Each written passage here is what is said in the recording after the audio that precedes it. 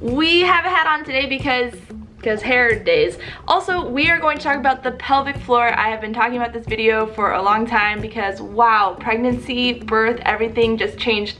It changed it all for me down there, and I learned so much about pelvic floor health because I started seeing a pelvic floor specialist, and she is with me here today, and we're going to talk about 5 or something tips, I don't know how many, about getting your pelvic floor after birth. But this doesn't just apply for those who have given birth. This is also for women in general, because we need to work on our pelvic floor health in general. Good sentences. Welcome to my video. Are we in focus? Hold on. This is my friend Whitney Sippl. Did I say that right? Yep. Pelvic floor specialist. Yep, physical therapist. Physical therapist. Bring us all the knowledge, go. Yeah, so the first tip for the pelvic floor postpartum is we need to get the pelvic floor to a normal resting tone. So this is the pelvic floor. If it's too tight, then you can have issues like painful sex. You can actually have issues of incontinence. You can pee your pants. Which is counterintuitive. Yeah. Most people think if you're tight, you must be really strong. Yeah. But that's not the case. So the first thing we need to do is get the muscles to a nice normal resting tone. So you can do visualizations. A lot of times I'll have people do flower blooming or dropping a marble, spreading the sit bones. Those are all things that you can do. And let me say, the one thing that was so helpful for me is throughout the day, drop the marble, drop the marble, drop the marble, drop the marble, because I didn't realize how tense I was throughout the day. Yeah. You can also use tools like a dilator. So people will work up in size.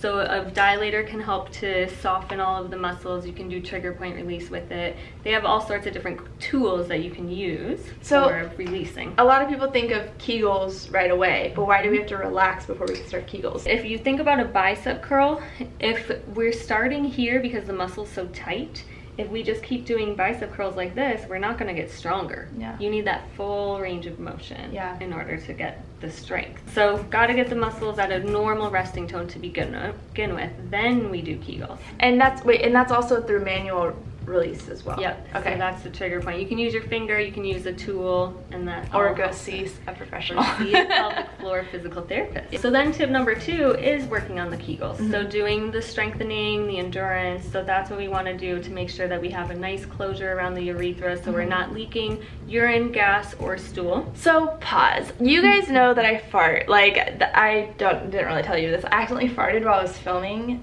and I just left it in there because real times. Real life. This is real life. Like, I didn't know that was a thing, is flatal incontinence is what it's called. Yep. Okay, and I also had an instance of urinary incontinence. Like, I had a few moments of sneezing, laughing, coughing, and like, oh no, let me go change my panties real quick. Maybe, let's say 8 weeks postpartum, something like that, 6 weeks postpartum. I was in the garage doing laundry, and I intentionally farted. Because I intentionally farted, a waterfall of urine flowed out onto the garage floor, and I could not stop it. I was like, it's happening, it's happening, and I couldn't do anything about it. And that's why we're working on the pelvic floor, to train it all. Thank you. So these are all common things that happen postpartum, but they're not normal. And so moms joke about, I can't go on a trampoline anymore, I can't do jump ropes because I pee my pants, and moms just like normalize it. It's like, well, that's mom life. It doesn't have to be. And it doesn't have to be like that. We can fix all of it. And she told me she can help any age. Like, it doesn't matter how old you are, because you know a lot of the elderly struggle with this. You can help that too. Yeah. That's so cool. Yep. My oldest patient was 92, and we fixed her urinary incontinence. That's amazing. So the Kegels, typically the cue that I give that most people do really well with is imagine a marble at the opening of your vagina. Think about grasping it and lifting it towards your head, and then drop it back down. So that's a good cue. Yeah. If that one doesn't work, then sometimes I'll say pull your sit bones together and then spread the sit bones apart. You can also think about stopping, like you're stopping the flow of urine, holding back gas. Those types of cues can like sometimes your work. tampon's falling out, like hold it in. Hold it in. Yeah. And what's your opinion then about like jade egg using weights eventually for Kegels? Weights can be appropriate eventually. Not everyone needs it though. So especially, I'll tend to use those more for people who have really good strength but are still peeing their pants with like running and jumping. And one of the things I stress is always make sure after you squeeze, you have to fully relax. Yeah, and I was not taught this. And we get it too tight. It makes so much sense with the bicep visual. Third tip would be continue to always check in with your pelvic floor and gain the awareness. So when to use it, one of the big things is using it when we need it. So lifting our babies, pushing a stroller, opening up a heavy door, any type of exertion we want to be engaging our pelvic floor, and then relaxing it. So one of the things that's good is you can do it during yoga, is so in different yoga positions, if you're working on the awareness, you can think, okay, how does my pelvic floor feel? Can I drop the marble here? And if you have a good yoga teacher, they will be talking about your pelvic floor. Yes. Also called Mula Bandha, I think, is their yogic term for it. I actually don't know the yoga term. Yeah. Let's talk about queefing then, because now, you guys, I don't know why people are so offended by queefing. Like, there was like a South Park thing about it. Like, farting is okay to talk about, but you can't talk about queefing. Sorry, queefing is real life. Like, that happens postpartum. Oh, yeah. I have moms all the time, and the big complaint is that it happens during yoga. Yeah. And that's when you lift your leg in down dog. Yep. Yeah. Yep. And plow pose is another one. Yes. That people will Oh, 100%. Yes. I don't want to queef no more, Whitney. I'm done with it. It's so embarrassing. I'll never do a public yoga class again if I keep queefing. Yep. Yeah, and that's all restoring the normal tone, getting the strength and endurance, and then using it when we need it. And that a lot of times, that also leads into our fourth tip, scar tissue.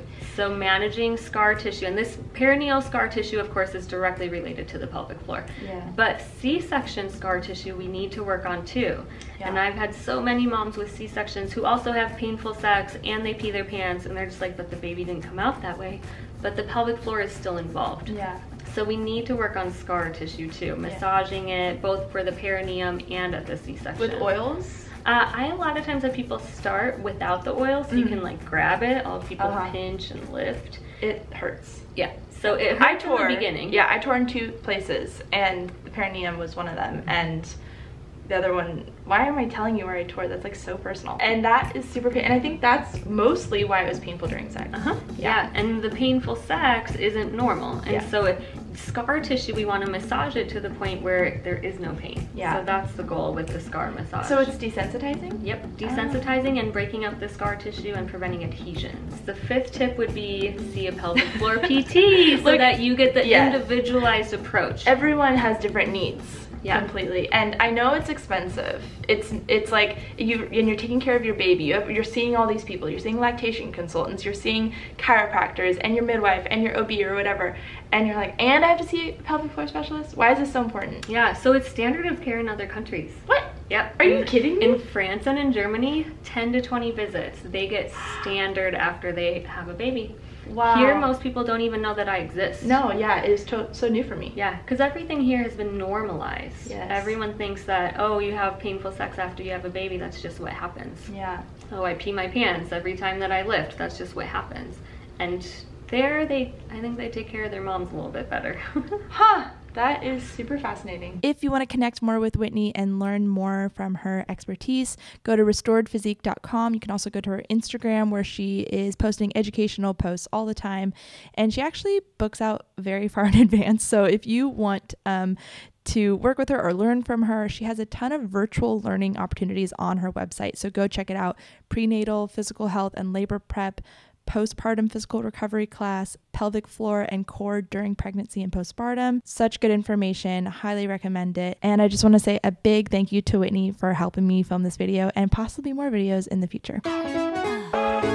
Another thing that I'm just gonna say, because I think this is so important, you guys know how much I care about mind-body connection, is your stress levels, your emotionals. If you're experiencing postpartum depression, all of that is going to be translated in your body in some way. This week has been super stressful for me, and we just had an appointment and she was like, yeah, you're super tight down here. It's probably because of all the stress of A, B, and C. We just have to let that go and talk it out. Yep. And as you're working on some of this stuff, especially if you're working on it yourself, don't be surprised if you have emotional releases. Yes.